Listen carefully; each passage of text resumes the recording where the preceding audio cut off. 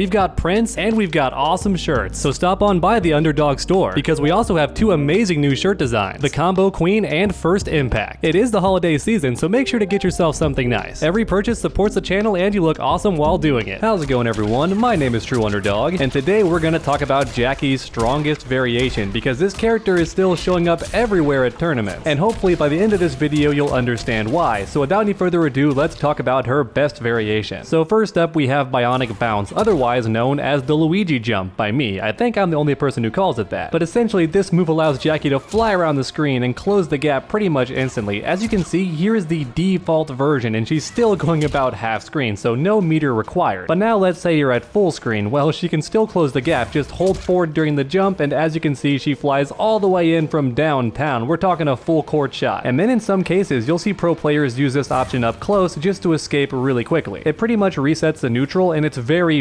tough for the opponent to punish. And then of course she also has the close version. This one is not super popular, though you may end up getting it by mistake just by doing her bread and butter combos, and that annoys me to this very day. And then of course you have to have the air shrapnel cancel, because that's the main way that Jackie extends her combos. And then finally for the third ability you have the grenade launcher, or the plasma grenade as some people call it. And allow me to explain the many reasons why top players prefer this option over the regular shrapnel blast. So for starters, it just does more damage than her regular shrapnel, especially when applied to a full combo. So for a quick example, just check out this simple bread and butter combo from Jackie and look at how much damage it does. As you just saw, we're getting around 33% for a single bar of meter, and keep in mind that that's not even the optimal combo, but it is the most reliable. And now for comparison, check out this exact same combo, but instead we're going to use the default shrapnel blast. As you can see, we're only getting around 30% damage now, so that's a whole 3% damage less, and that might not seem like a lot, but now consider if Jackie lands 3 or 4 combos during the round. That's 3% for every combo, and combine it all, now you have 12% more damage overall with the addition of the plasma grenade. And then on top of that, don't forget Jackie can do the air shrapnel twice in the same combo, which of course does more damage, and most important of all, it's unbreakable, so the opponent can't escape, and it essentially takes breakaway off the table. So that combo you just saw did about 32% damage, so it's still doing less damage than the regular plasma grenade combo. So once again, for comparison, let's check out the exact same combo, but this time with the plasma grenades. So check that out, we're now doing around 36% damage, and keep in mind, it was the exact same combo, the only difference was the plasma grenades. And like mentioned earlier, all of that damage was completely inescapable. But now just for fun, let's pretend the opponent doesn't have enough defensive bars to break away. What does that combo look like with 2 bars?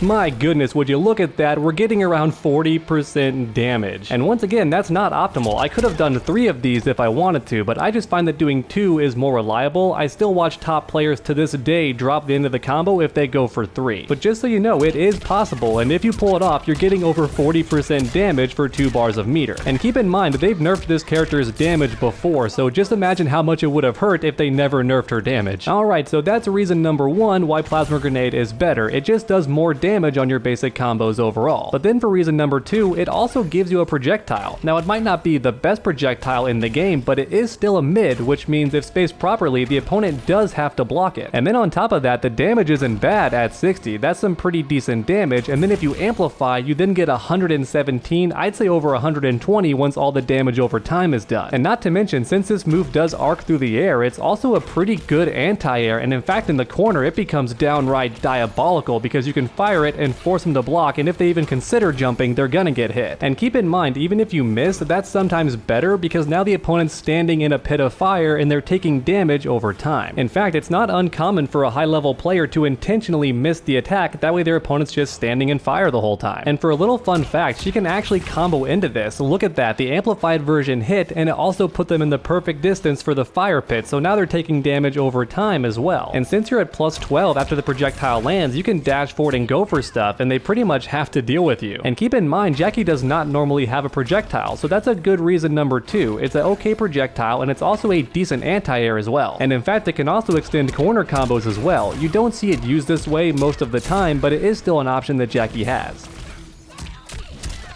And then for reason number 3, we have damage over time. You can end a combo with this floor hazard and the opponent's taking damage the entire time they're standing there. So real quick, here's an easy example. Normally you wouldn't use the crazy legs, but just for fun, let's do it. And as you can see, she wakes up in the fire. That's a great setup to guarantee a little bit of extra damage, and it's especially strong in the corner, and sometimes I'll actually amplify it and just hold it down, and the entire time they're afraid to release block, which means they just keep standing in the fire and they keep getting burned. Don't get me wrong, it's a bit risky because this move is technically unsafe on block at -13, but if they're really close to death, you can spin that extra bar and just hold it right in front of your face, and you'd be surprised how often it kills because they're just not wanting to press any buttons. And in fact, after certain strings like forward 1-2, the amplified projectile isn't even punishable. Look at this, -9 with all that pushback. What characters do you know that can punish this? And as a result, you can do a combo like this, hit the opponent, amplify, and now you're completely safe and they're burning the entire time. It's honestly a really dirty setup. And then after watching a few high-level tournaments, I learned about a new trick. So the idea is the opponent wants to anti-air you when you fly in with the bionic bounce. So instead of going for a jumping attack, instead you do the plasma grenade right in front of their face. However, it's important the plasma grenade doesn't actually hit. That way it sets the fire right beneath their feet. And since you amplified, you still have the option to punch on the way down, which of course means you're plus on block, so you can go for more pressure or even go for a back throw, which now does more damage because they spend the entire throw inside the fire. I mean, just look at this, 190 for a regular throw. This setup is just nasty, and it's just one more reason that plasma grenade is so great. And just like most things, this setup is even dirtier in the corner because they can't escape it by backing up, so they have to try and jump over you or attack you, any number of things, but keep in mind you're plus after the jumping punch, so they pretty much just have to burn. And then reason number 4 is a bit situational, but if Jackie has the life lead and you corner her, she can just do a plasma grenade right below her feet, and if you try and hit her, you're gonna die. And this can be a big deal against characters that don't have any projectiles at all, because now they pretty much have to stand there and keep their distance, and the entire time Jackie can just fire her projectiles at them, and if they get hit, they can die from chip damage or from the fire pit if she barely misses. This girl can be a real nightmare once she has the life lead, and honestly, she doesn't even need the corner most of the time, but when she does have it, it makes her even scarier, because once you combo her, you're still in the fire the entire time. So as you can see, this Jackie variation is very, very strong, and it's no wonder we see players using her everywhere at tournaments. And if you ask me, it doesn't seem like NetherRealm has any plans on nerfing her any further, or at least not anytime soon. Maybe at some point we get a Kombat Pack 3, and then maybe they'll consider nerfing her, but it seems like she's gonna stay this way for a long time. So if you've ever considered playing Jackie, there's never been a better time to pick her up. And then on the flip side, if you hate Jackie, well, now you know what to expect. So please leave a like down below if you enjoyed the video. It really does help my channel out a ton. And then finish that combo by suplexing that subscribe button. That way you never miss a future video. Make sure to come back next time, and as always, stay underdogs.